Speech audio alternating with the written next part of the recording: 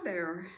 Thank you for joining me today. We're going to talk about being a suck it up woman. Do you know what that is? Maybe you're one too. And we can have some suck it up men, I guarantee you. So let's talk about what is a suck it up woman. I'm speaking from my experience and my experience only. Uh, I think being a suck it up woman starts in your childhood. It did for me. And I see that now. I've had time to reflect and look back and examine my life. And this is what I've come to the conclusion. Uh, when I was a child, when I was born, uh, we lived in California, and my dad was overseas, World War II veteran. And my mother telegrammed him to tell him she was pregnant. And he never saw my mother being pregnant, and he didn't see me until I was 9 months old. Well, my mother, she and I had this conversation, probably in my 40s or 50s, because I asked her one day, I said, "Mother, how come Daddy never liked me?" And she looked at me kind of funny, and then she said, "Well, Jacqueline, I'll be honest with you. Your dad never thought you were his." Well, that was an eye-opener to me, and I realized that said volumes about our relationship. And, Mother said when he came home, I didn't like that stranger in my house either. So I guess you can blame me too. We just never had a bond. And my dad was, we didn't know what PTSD was back in those days, but he was battle weary and had it most likely because he had terrible nightmares, and he would go get a gun and roam all over the house and fighting the Germans. So we just got off to a rocky start, and it never changed. As an adult, I forgave him, and we had kind of a understanding, I guess you could call it, of one another. But anyway, that shaped me and made me. I was a very sickly child. I had asthma. I was born with asthma.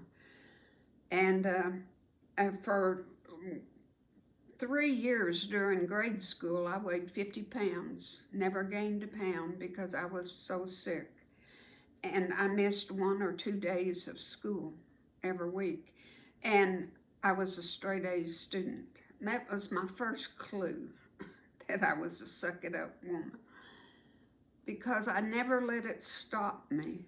I was a straight A student. So my health was so bad, my relationship with my dad was horrible.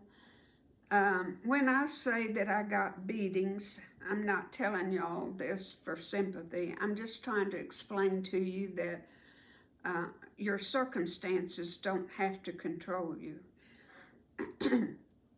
But back in my day, I know I use that term a lot, but back in my day, we're talking, I was born in 45. So in the 50s, you didn't question a man about how he disciplined his children. You didn't question anybody about what went on in their home. It was nobody's business. So lots of things happened that nobody will ever know. And what I went through would be called child abuse in these days and times. So I just you know, I just closed myself down in self-defense. And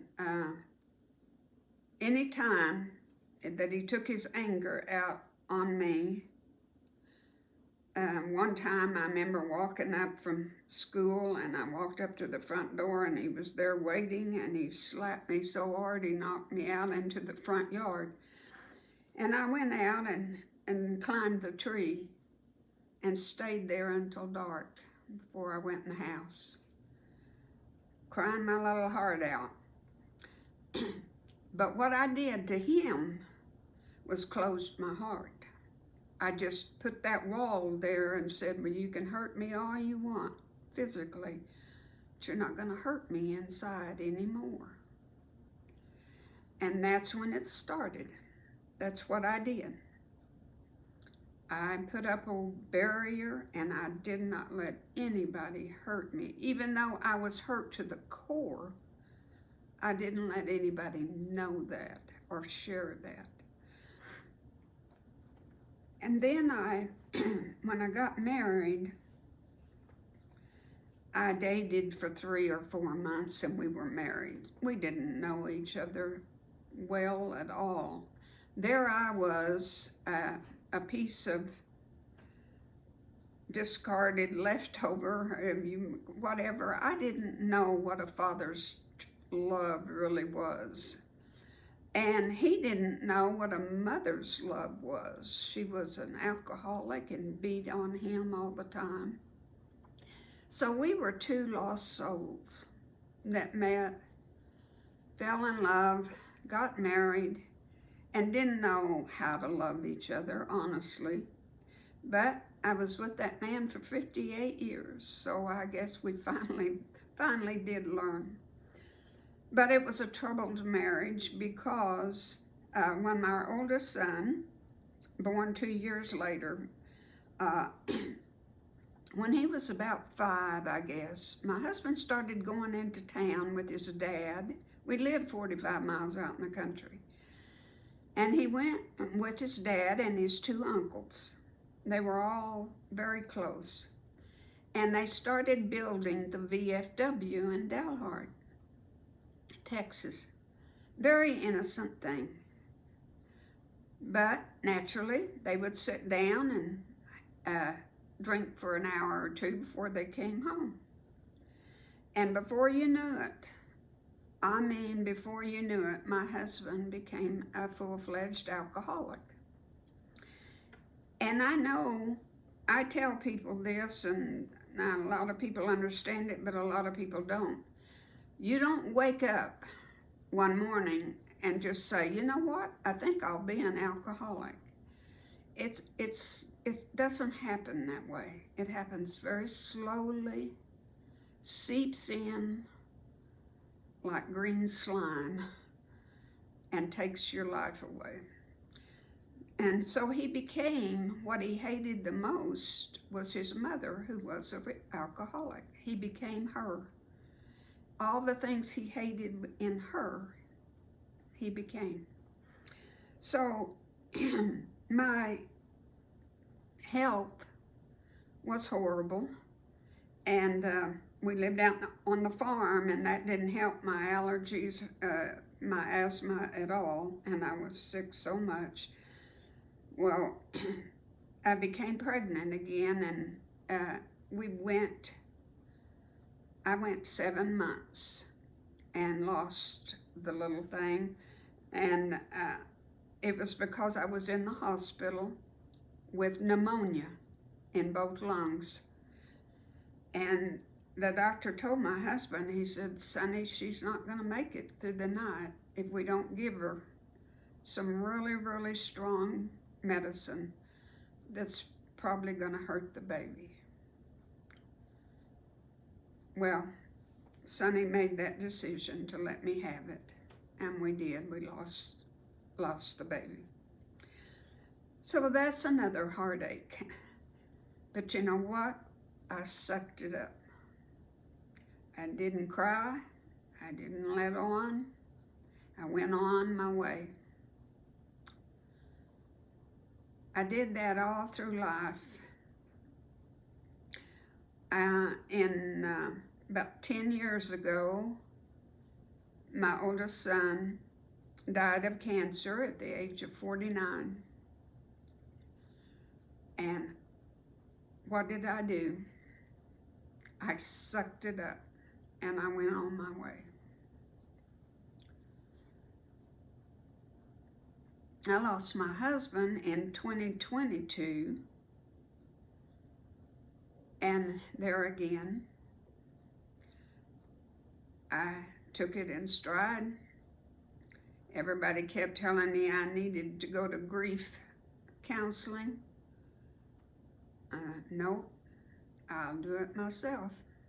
I'll get through it. And I sucked it up, and I did. Well, about 2 months ago, I went to a Bible study. It was 6 weeks, and it was on heaven. Wonderful, wonderful study. I'll talk to you about it sometime. It was just absolutely, I've been to hundreds of Bible studies, and that was the best one I've ever had. But anyway, on the last week, we were all sharing. There's only about 6 of us around the table, 6 or 7. And this one lady said, "You know what, girls?" She's my age. She said, "I've decided I'm a suck-it-up woman." And boy, my ears, I just gravitated to that woman. And she said, "I'm the oldest in my family. We were never hugged. We were never told we were loved. We just did it. We took care of the younger ones. We went on." And she described her life and how she never cried at funerals. She doesn't show her emotions in front of family or other people. And I mean, I was just saying, my heart was beating fast, and I was just saying to myself, Lord, that's me. That is me. That wall of self-protection. It's me. And I decided after I went home, and I thought about it for days, and I thought, I'm going to see if I can drop that barrier. I'm going to see if I can become more vulnerable. I'm going to see if I can love openly. When you have never been hugged as a child, you were never told, "I love you, Jacqueline." It's hard to do. It's hard to do. You weren't taught how to do it. You don't know how to do it. But I'm trying so hard to open myself up to my family and to take their hugs and to just relish in them and to just squeeze every ounce of life I can out of each and every day and show people how much I love them. And that's what I'm trying to do. Because, you know, when I get to heaven, I won't have to be a suck-it-up woman anymore. And that is a wonderful, wonderful thing to me. I can be myself. I can be who I am. God's going to love me to death. So thank you for watching, and I hope this has touched somebody's heart. I hope it's meant something to you. And you have a wonderful day. And if you're a suck-it-up woman, it's okay. Just learn from it, okay? All right. Bye until we meet again.